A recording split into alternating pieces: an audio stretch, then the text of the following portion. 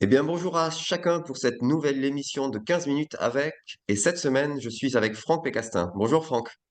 Bonjour David, bonjour aux auditeurs, aux téléspectateurs, ou je sais pas quoi maintenant, On ne sait pas. Mais bonjour quand même. YouTubers qui vont regarder cette émission. Voilà. Alors Franck, aujourd'hui, tu voulais qu'ensemble on puisse revenir sur une notion qui est souvent galvaudée, des fois mise en étendard et parfois conspuée. C'est la notion de leadership. Qu'est-ce que c'est le leadership selon les valeurs chrétiennes? Comment ça peut se vivre et comment surtout on ne doit pas le vivre? Merci pour ta question. En effet, alors leadership, c'est pas un gros mot hein, déjà. Je sais que pour certains, ça peut pas être un gros mot, mais c'est un mot effectivement tiré de l'anglais, mais qui est aujourd'hui qui a une définition claire dans nos dictionnaires en français, c'est la capacité d'un individu à mener ou conduire d'autres individus ou des organisations dans le but d'atteindre certains objectifs. Hein. Hmm. On dira alors qu'un leader est quelqu'un qui est capable de guider, d'influencer ou d'inspirer. Mais moi, ce qui m'a interrogé sur cette petite réflexion qu'on partage ce matin, c'est surtout j'ai constaté que parfois, dans certains milieux et dans les milieux chrétiens évangéliques, le leadership est comme une finalité en fait. C'est on apprend à devenir leader et on devient un leader parce que c'est une finalité d'être un leader. Et moi, je trouve que c'est erroné en fait. C'est là où peut-être il y a un piège, un danger, c'est que en fait, si on considère que le leadership est une influence, il faut constater qu'on influence en fonction de ce que nous sommes, qui nous sommes et ce que nous avons donc à l'intérieur de nous et nos motivations. Or, si on regarde l'histoire de l'humanité, on va trouver des leaders d'influence, comme par exemple euh, Mandela, pour citer par exemple Mandela, qui était un leader d'influence et qui a incarné ce que les Africains ici dans le monde bantou appellent l'Ubuntu, justement. L'Ubuntu, les valeurs intrinsèques à l'humain, où il n'a pas rendu finalement le mal qu'on lui a fait quand il est venu en position de pouvoir et de leadership, disons, avec l'autorité du pouvoir, parce qu'il était déjà un leader influent, mais il est devenu leader avec le pouvoir et il n'a pas rendu le mal pour le mal qu'on lui a fait. Et donc ça, c'est un leadership, disons, modélisant qui amène la paix de manière pratique, concrète, qui amène une forme de relation, de justice, de pardon, basée sur le pardon et la réconciliation. Et pour moi, ça, c'est dans le shalom de Dieu, c'est dans la paix, c'est vraiment le royaume de Dieu. Alors, par contre, il y a un leadership d'influence qui est négatif, le méchant dans la Bible. Et par exemple, si on prend un personnage historique, on peut prendre Hitler, par exemple. Bon, on peut trouver qu'Hitler avait peut-être des points positifs. Les Allemands considéraient qu'Hitler avait développé l'économie, avait créé Volkswagen et tout. Donc, il y avait une sorte du peuple allemand qui montait, je dirais, en niveau de vie. Et donc, ça, peut-être vu d'un côté allemand, ça pouvait être positif. Je peux le comprendre. Mais le côté obscur, on va dire, et l'influence qu'a eu Hitler sur l'histoire de l'humanité, c'est quand même, c'est à vomir. Enfin, c'est de la méchanceté à l'état pur. Je sais pas, on peut pas justifier, même si on a fait du bien entre guillemets, on peut pas justifier une telle horreur. Et donc quelque part, le leadership pour moi n'est pas une finalité, parce Hmm. que voilà, leader comment Hitler pouvait être un grand leader quelque part, mais avec une influence. Encore une fois, je le répète, qui moi me fait vomir tellement c'est l'horreur en fait, c'est une horreur, c'est innommable. Donc c'est ça en fait. Et pour moi, je me dis, il faut quand même qu'on se recadre, qu'on se réaligne, euh, parce qu'on peut avoir du leadership, et avoir du leadership, c'est une responsabilité. Et du coup, ce qui est important, c'est d'être aligné. Quand on est un croyant, un chrétien, quand on est un leader d'influence, c'est d'aligner son cœur pour que son cœur soit motivé par l'amour de Dieu. N'est-ce pas? Si on regarde les Écritures, on nous dit que l'amour de Dieu, en fait, hein, c'est l'Esprit Saint qui communique à notre cœur, à notre âme, quelque part, son amour. Donc, sans l'Esprit Saint, déjà, on ne peut pas avoir un leadership influencé par Dieu, hein, parce que le plus grand des leaders, finalement, positif, on va dire, pour l'humanité, c'est Dieu lui-même qui influence nos vies. Mais pour qu'il influence nos vies, il faut qu'on le laisse influencer nos vies. Il faut qu'on le laisse, donc, par le Saint-Esprit, communiquer cet amour. Et cet amour doit être la source et la base de toutes nos motivations, quelque part. C'est-à-dire des choix qu'on décide, des paroles qu'on dit, des actes qu'on pose. Et donc, tout ça, c'est un travail sur nous-mêmes en tant que leader et de pouvoir justement exprimer un leadership motivé par l'amour de Dieu. Et pour moi, donc, il y a quand même deux sortes de leadership. Il y a un leadership, on va dire, des ténèbres, du méchant, tel que la Bible le décrit, et puis un leadership de l'amour. Mais pas Hmm. l'amour bisounours, l'amour de Dieu. Voilà. Et du coup, Et là, si le leadership n'est pas une finalité, quelle est-elle la finalité alors? Et en quoi le leadership permet d'arriver à cette finalité? alors, si on regarde le parcours de vie de certains leaders, par exemple, dans la Bible, euh, la finalité pour moi, pour Dieu, du leadership, c'est de communiquer, de partager et d'influencer les gens autour de nous pour cet amour divin, qui n'est pas l'amour bisounours. D'accord? Tout le monde est beau, tout le monde est gentil, tout le monde ira au paradis, etc. Bon. Ok, ça serait l'idéal. Mais la réalité, c'est que c'est pas ça la réalité sur la Terre. Il y a vraiment des gens méchants. Donc, les gens méchants empêchent un leadership, finalement, d'amour de Dieu de se répandre. Parce qu'en fait, ils sont des freins, Mhm. voire des influenceurs négatifs. Ok, donc là, d'ailleurs, moi, je me rappelle, en tant que pasteur, j'avais prêché quelquefois dans l'église locale en disant, mais il nous faut ôter le méchant du milieu de nous. Et ça, c'est pas quelque chose qu'on pratique dans nos communautés. Il faut dire la vérité. Moi, j'ai vu plusieurs communautés où le méchant influence. Donc, il a du leadership. Et or, ce leadership, clairement, pas pour la personne elle-même, mais parce que c'est mauvais pour le groupe. Et on revient encore au collectif. Le Mhm. collectif prime pour moi sur l'individualisme, au sens leadership du terme. C'est pour ça que je parlerai d'un leadership inclusif et d'un leadership émergent. C'est-à-dire qu'en fait, inclusif, parce qu'on donne la possibilité à toutes les personnes d'avoir un leadership, même s'il est partiel. Et c'est une nouvelle forme d'ailleurs de management, une nouvelle forme de vivre l'entreprise ou de vivre l'équipe. C'est de dire, OK, dans une équipe, il y a des leaders, mais d'autres leaders peuvent émerger. Il faut leur donner l'écosystème et les possibilités de laisser émerger leur leadership. Mhm. D'ailleurs, c'est une problématique qu'on retrouve d'ailleurs à tous les niveaux. Si on va bassement dans le monde du sport, où c'est un peu plus fun, on va dire, c'est moins sérieux, entre guillemets. En tout cas, il y a des gens qui le prennent très au sérieux et parfois un peu trop, mais bon, on va dire que c'est du sport et que c'est moins sérieux. On regarde dans le football, par exemple, où on voit bien que l'émergence d'un leadership technique ou d'un leadership humain, dans le sens qui est écouté, etc., c'est difficile de le laisser émerger. Pourquoi? Parce qu'il y a un problème d'ego. Mhm. Donc, en fait, quand on parle souvent, c'est ouais, mais si lui, il émerge, moi, je vais diminuer. Ben, justement, alors, c'est là où il y a ce paradoxe entre la pensée de Babylone et la pensée du royaume de Dieu, quelque part. C'est que dans le leadership biblique, c'est justement, il faut diminuer pour que l'autre grandisse.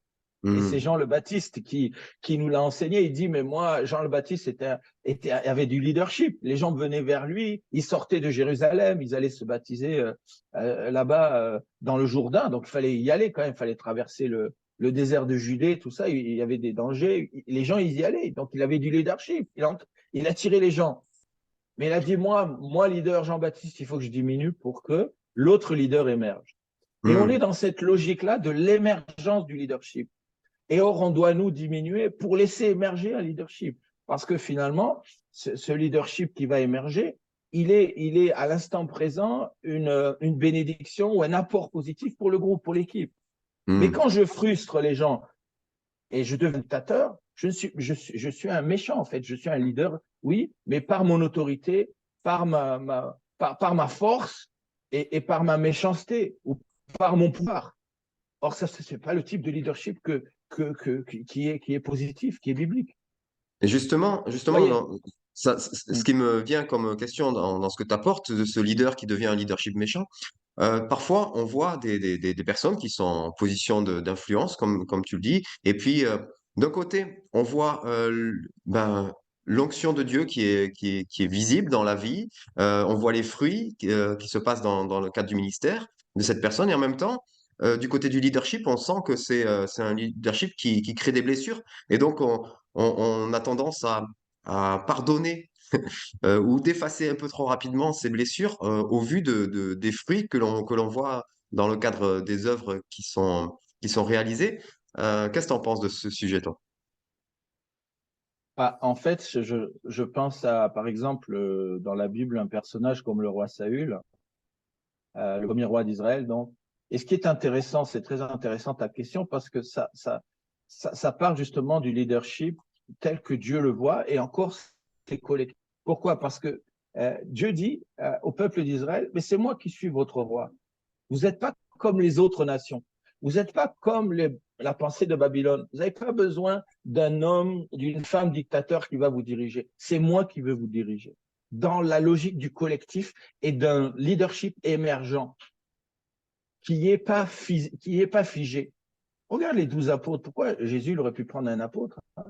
D'ailleurs, c'est ce que fait l'Église catholique romaine. Ils ont dit, nous, c'est le pape. Mais non, c'est pas comme ça. Parce que Jésus lui-même, il n'a pas pris un Pierre, il a pris 12 apôtres.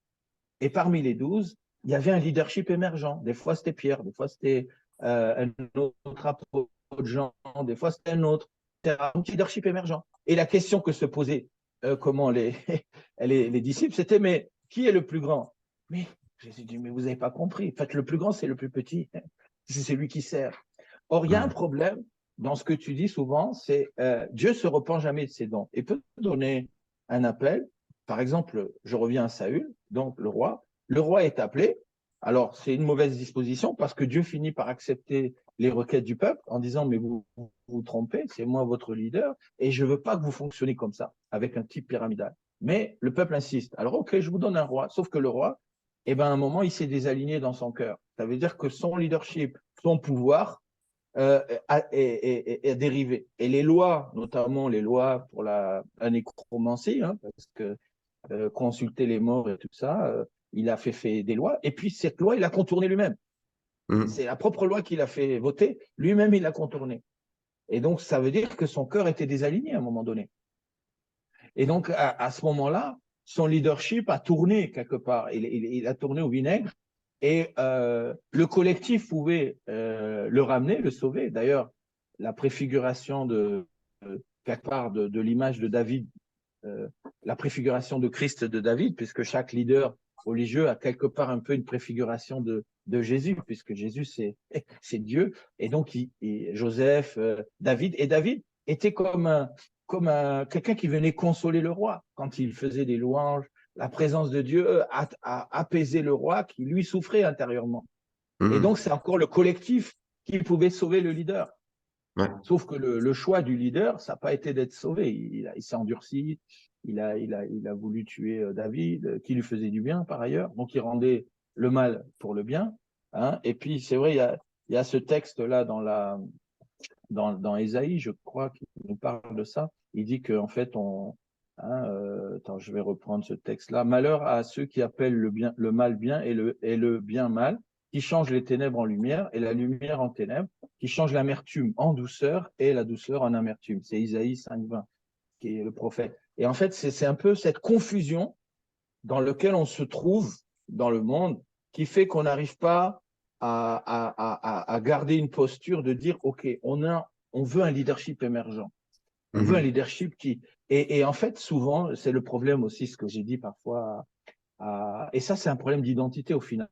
Pourquoi? Parce que, par exemple, j'ai connu ici des présidents en Afrique, par exemple, où le gars, il veut pas lâcher le pouvoir. Pourquoi? Parce que son identité, c'est son titre, c'est son pouvoir.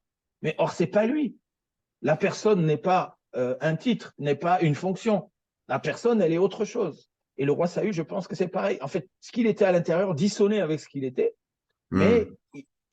il voulait rester avec un masque de cette autorité, ce pouvoir, alors qu'au fond de lui, c'était plus ça.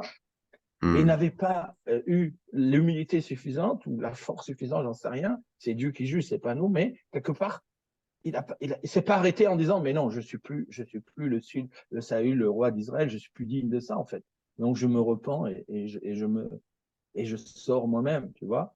Et en Hmm. fait, c'est ce qui s'est passé dernièrement aussi, il y a quelques années, on m'a dit ça dans une église évangélique où le pasteur qui était en charge de l'église a dit à l'autre pasteur, parce qu'il s'est retiré pour être à la retraite, mais il gardait un leadership et un pouvoir derrière la scène qui faisait du mal à celui qui l'avait mis en place. Et il a dit un jour, c'est celui qui était en souffrance qui m'a raconté ça, mais c'était grave, hein, parce que la personne a été tombée gravement malade, il a fait un AVC et tout. Hein. Et donc, donc c'est grave, c'est des impacts sur la santé. Hein. Et donc, le truc, c'est qu'il dit, le gars lui a dit, mais si je ne suis plus le pasteur, je ne suis plus rien. Ça veut Hmm. dire que son identité était rattachée à son titre. Et Hmm. ça, c'est très grave. Et messieurs les leaders, si vous écoutez ça, remettons-nous en question. Est-ce que le leadership est une finalité? Est-ce que ce que je suis dépend de mon titre, de mon autorité, de mon pouvoir? Ou bien c'est dissocié? Et c'est ce que Hmm. tu disais un petit peu, c'est que pour moi, c'est dissocié. Tu peux avoir une onction, tout ça, et continuer comme être roi comme Saül, mais tu n'exerces plus le leadership de Dieu, du royaume de Dieu. Hmm. Et ça, c'est à l'intérieur de toi. Et c'est ça que je parle de l'alignement. Il faut être aligné entre ce que je suis au regard des autres et ce que je suis à l'intérieur. Donc, c'est pour ça que je parle d'authenticité. Il faut être authentique. Hmm. Et parfois, il est bien aussi dans le leader de se cacher, parfois. Saül aurait bien fait, peut-être, au lieu d'agresser David, de se cacher, de s'humilier, d'essayer de se réconcilier avec David et de lui passer le pouvoir. Vrai, j'ai chuté, je suis tombé, j'ai fait des choses pas bien, alors je vais te laisser le préparer pour que tu prennes le pouvoir. Et ça, Hmm. j'ai constaté aussi dans nos milieux évangéliques, mais pas que, dans les entreprises, partout, où la transmission du leader, justement, vers une autre forme de pouvoir, c'est un vrai défi. Parce que le visionnaire, celui qui a installé la vision, tout ça, et comment il transmet aux autres. Et est-ce qu'il accepte que ça soit différent? Parce Hmm. que c'est une autre forme de leadership. Ah ben, ça, c'est pas forcé. Hein. C'est pour ça des fois, on disait on forme des pasteurs clones. Hein. Donc, le pasteur, il prend les mêmes mots que son pasteur enseignant ou son pasteur mentor. Mais c'est pas. Donc, on n'est pas nous-mêmes en réalité. Ouais. Et c'est là où il y a un problème, pour moi, de leadership. Et je pense que le leadership du royaume de Dieu, il est émergent. C'est-à-dire, c'est des leaders qui émergent. Et puis, on a un autre défaut parce que on fait aussi de la politique. Et dans la politique, le principe démocratique, c'est que on prend un parti politique et on décide à l'intérieur du parti d'un leader, de leader qu'on fait monter. Or, on fait exactement la même chose dans le corps de Christ. Or, c'est pas comme ça, parce que Dieu ne fait pas voter. Et d'ailleurs, quand les apôtres ont voté pour changer le 12e, et ben en fait, celui qui a émergé, ce n'est pas celui qui a été voté. Donc, c'est bien que le vote humain est perfectible et que ce n'est pas un mauvais système en soi, c'est que dans le royaume de Dieu, il faut accepter l'émergence du leadership. Mhm. Ça veut dire aussi que s'il y a des jeunes talents, des gens équipés qui ont des dons, etc., il faut les préparer et il faut qu'ils se préparent aussi à l'intérieur. Je parlais de savoir-être l'autre fois quand on s'est parlé. C'est ça en fait. Hmm. Donc, un leadership avec un savoir-être euh, conscient et qui va être accepté un leadership qui est peut-être plus fort que lui à côté ou moins fort, mais qui va savoir vivre avec. Parce que c'est un leadership émergent. Et peut-être aujourd'hui, les plus forts, demain, il est moins fort. Et tu vois, je parlais du foot parce que je suis un peu le foot. Hein, je suis un peu.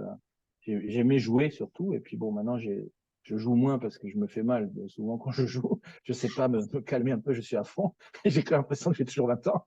En fait, j'ai plus. Et donc, et je regarde comment c'est difficile pour un coach sportif de laisser émerger des jeunes Hmm. talents ou parce qu'il y a un ego, non, c'est moi je veux des stats, je veux ci. Oui, mais peut-être que ce jour-là, ce match-là, il y a quelqu'un qui va émerger. Il faut Hmm. laisser, il faut se réjouir de ça. Et c'est ça un peu l'idée, tu vois, leadership émergent. Et ça n'enlève rien à ton leadership à toi. C'est-à-dire quelqu'un qui brille d'un coup, ben, super, il faut l'accompagner, il faut le motiver, il faut l'aider à ce que, à l'intérieur de lui, il soit dans l'humilité, tout simplement, et dans justement, de l'humilité, c'est s'abaisser pour que les valeurs du royaume de Dieu, pour que Jésus lui-même émerge. Voilà, c'est ça. Super. Ouais. Merci pour tout ça, Franck. On pourrait rester des heures à en parler et donc on va te réinviter. Et puis en attendant, ceux qui voudraient lire un peu sur le sujet, il me semble que tu as un blog, donc on le mettra. Tu as un blog à ce sujet sur le leadership, il me Oui, semble, donc on oui, oui, mettra. j'ai écrit un blog et j'appelle ça Leadership 21. Là, j'ai fait un premier blog. Il y a quelques blogs, quelques écrits sur d'autres sujets. Et je vais en Ça écrire marche. régulièrement sur que j'ai appelé Leadership 21. Parce que Super. 21, c'est 3 fois 7 et 21, c'est 21e siècle aussi. Donc, Parfait. voilà. Bon. Merci beaucoup, Franck. Merci à chacun Merci, de ceux qui David. sont restés jusqu'à ce moment-là de la vidéo. Et puis à très bientôt sur cette chaîne et puis certainement bientôt avec Franck à nouveau. À bientôt. Au Merci, revoir. David. À bientôt. Au revoir.